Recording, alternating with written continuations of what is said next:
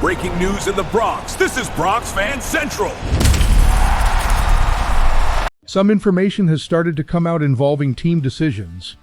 And look, I'm Jake Reynolds, and I need to talk to you about this. The Cubs have just received another piece of news no one wanted to hear, another pitcher on the injured list, and not just anyone. It's an all-star left-hander, someone we were counting on to hold this rotation together. And now, left biceps, strain at least 15 days out. And when you look at the roster, when you stop and think about how many starters are already hurt, things aren't just bad, they're getting complicated in a way that could define how we get through this season. Because this situation is more important than it looks, and when you understand what's happening with the depth of this rotation, everything changes. So let's break all of this down right now. The scenario drawn up by the media has the New York Yankees acquiring none other than superstar Fernando Tatis Jr. from the San Diego Padres. We are talking about pure generational talent, capable of changing the face of our franchise instantly. Having Tatis's name linked to our outfield is making a lot of noise at the discussion tables. He is the kind of athlete who draws the spotlight, generates surreal energy in the stadium, and puts genuine fear into opposing pitchers. But pay close attention to this important detail. The San Diego Padres are not going to give up their biggest star for nothing. The asking price in this hypothetical deal is extremely steep. The package demands that the Yankees give up 4 crucial pieces. To bring in Tatis, we would send to California our phenom Jasson Dominguez, the Martian, who had a crushing start in Triple-A hitting .379. Along with him, the giant Spencer Jones, who smashed in the minor leagues and has an absurd power ceiling. To top it off, pitcher Clark Schmidt, a solid piece in our rotation with an ERA around 4.00, and our utility man Oswaldo Cabrera. That is a lot of promise being handed over all at once. All of this happens at a very specific and tense moment in our season. We are at the beginning of April 2026. Opening day already showed Aaron Judge sending the ball into the stands with ease. Our team has firepower and stars, but the feeling hovering in the air is that we are always missing that extra detail to become an unstoppable steamroller in October. The front office knows they cannot waste the prime years of our veterans. No way. The pressure for a title is not an expectation. It is a daily demand in New York. With the talent window we have today, the word rebuild simply does not exist. Historically, we know the Yankees are driven by these big, dramatic moves. Our identity was built exactly like this over the decades. We were the team that brought in Babe Ruth. We went and got A-Rod in Texas. We went after Juan Soto.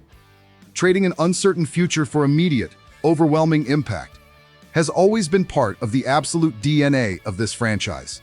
Emptying the minor league system in exchange for the best player available on the market is the trademark of the Bronx. The big difference now is that the bargaining chip involves our 2 most watched and beloved prospects of the last few Y. On our side, the pressure on Brian Cashman is at the tolerable limit.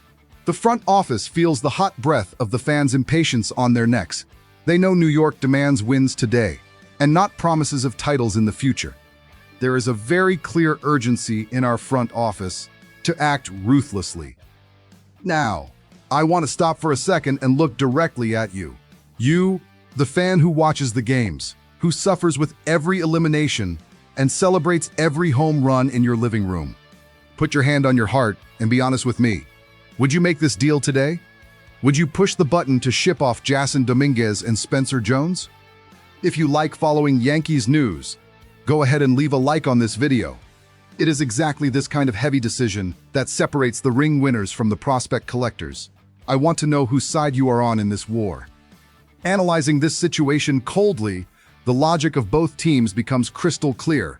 Why would the Yankees do this? Simple. Fernando Tatis Jr. is a force of nature. He delivers pure power, stolen bases, an elite OBP, and spectacular defense. He transforms any offense. As for the Padres, they would make this trade because they badly need to diversify their risks. Tatis has an astronomical contract and a troubling injury history. By sending him here, San Diego receives 4 players under team control for several years. Dominguez and Jones can offer fantastic numbers costing only a fraction of the salary, guaranteeing a sustainable foundation for them. The immediate impact on our roster would be brutal. With Tatis in right field, the top of our lineup would turn into an absolute nightmare for any American League pitcher. He offers exactly the aggressive dynamic we need. On the other hand, losing Jason and Spencer would create a dark void in our future outfield. We would immediately lose our 2 biggest insurance policies from the farm system. Without Clark Schmidt, the depth of our rotation would be heavily compromised, requiring some inexperienced arm from AAA to come up to the main roster, playing under immense pressure. For the current season, the result would be only one: World Series or a resounding failure. There would be no other acceptable narrative in the media. Tatis would elevate the team to the status of heavy title favorites. His presence attracts national media and intimidates rivals. In return, failing to win the championship with a talent like that on the roster would be labeled as one of the biggest disasters in our rich history. It is a classic all-or-nothing move. We would be pushing all our chips to the center of the table, betting blindly on Tatis's health until the final pitch in October. Our fan base's reaction to all of this is a true powder keg ready to explode. Our social media and forums are completely divided. On one side, the crowd that loves prospects screams to the heavens that Cashman is crazy to even consider giving away the Martian. They think it is an unforgivable crime to hand over 2 potential all-stars. On the other side, the faction that demands wins now shoots off fireworks at the simple idea. They rightfully argue that a prospect is a lottery ticket, while Tatis is a ready-made star. The debate burns, because absolutely no one wants to relive those bad trades from the past. Listen to my take on this. I follow this team every single day. I analyze the practices, read the internal reports. I feel the heavy energy of the team up close. I absolutely love Jason Dominguez. The kid has rare plate discipline and hits the ball with absurd violence. But I cannot ignore the reality of the sport. Fernando Tatis Jr. is not a promise. He is a proven and tested superstar. With Aaron Judge at 34 years old, sending the ball deep, you do not sit and wait for a minor league kid to hit his peak. Our clock is ticking very fast. It hurts the chest to lose Jones's talent ceiling and Schmidt's safety. But if this trade was on the real table today, I would have the papers signed tomorrow morning. Championship banners last forever. The future stemming from a decision like this would lead us to 2 very extreme scenarios. In the dream scenario, Tatis wears our jersey, stays 100% healthy, and we simply sweep the league in October, securing the 28th title and justifying every player involved. In the absolute nightmare scenario, Tatis suffers a severe injury mid-year. The offense loses power. The lack of Schmidt destroys our tired bullpen, and we turn on the TV 2 years from now, only to see Jason Dominguez being named MVP in San Diego. It is a gigantic risk that defines an executive's legacy. This entire speculation forces us to seriously reflect on our true title window. The naked, raw truth, no matter who it hurts, is that we cannot hug promises forever.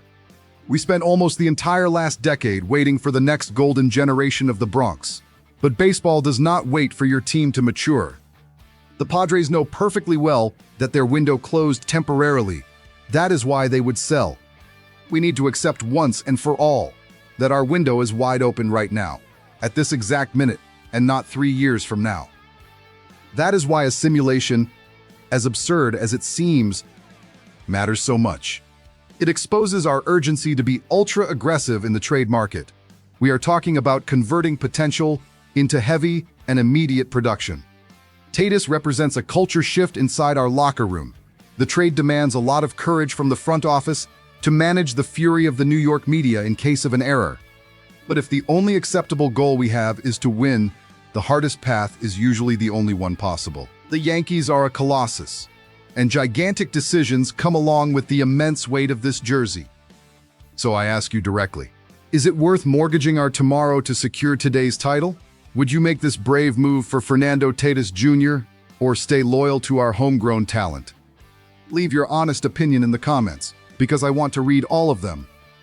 And if you want to check out Yankees jerseys and merch, the links are in the description. Big hug. Let's go Yankees, and see you in the next video.